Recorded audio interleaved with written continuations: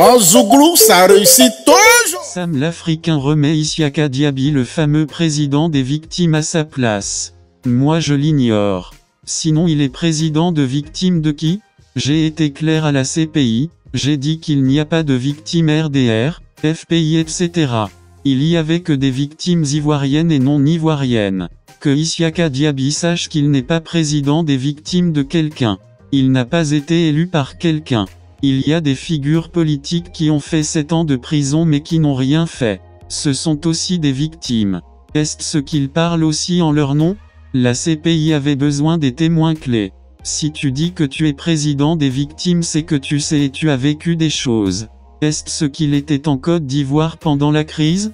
Allez-y lui dire que le problème Laurent Gbagbo, il est trop bébé dedans. Ce sont les grands du monde qui parlent dans l'intérêt de Gbagbo, pas lui. Gbagbo va rentrer chez lui, s'incliner devant le tombeau de ses parents et il va organiser un grand meeting. Alassane Ouattara ne peut pas jouer avec le retour du président Gbagbo. En plus, tout le monde sait que le président Laurent Gbagbo n'a pas cassé la BCEAO.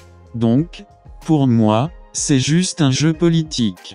Le président Gbagbo a déjà 10 ans de prison à La Haye maintenant, il est temps qu'il rentre chez lui. Et il va revenir sans aucun problème. Je peux vous dire que ce n'est pas seulement le RHDP qui a peur du retour de Gbagbo, même ses proches en ont peur. Vous savez, ceux qui ont fait plus de mal à Gbagbo, ce n'est pas le RHDP, ce sont ses proches. Et beaucoup auront honte à son retour.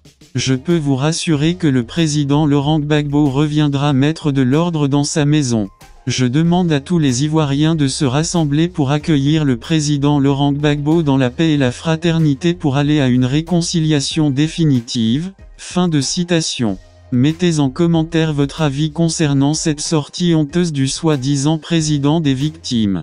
Encore un autre individu manipulé par les autorités et qui se moque des vraies victimes de la crise post-électorale. En Zouglou, ça réussit toujours.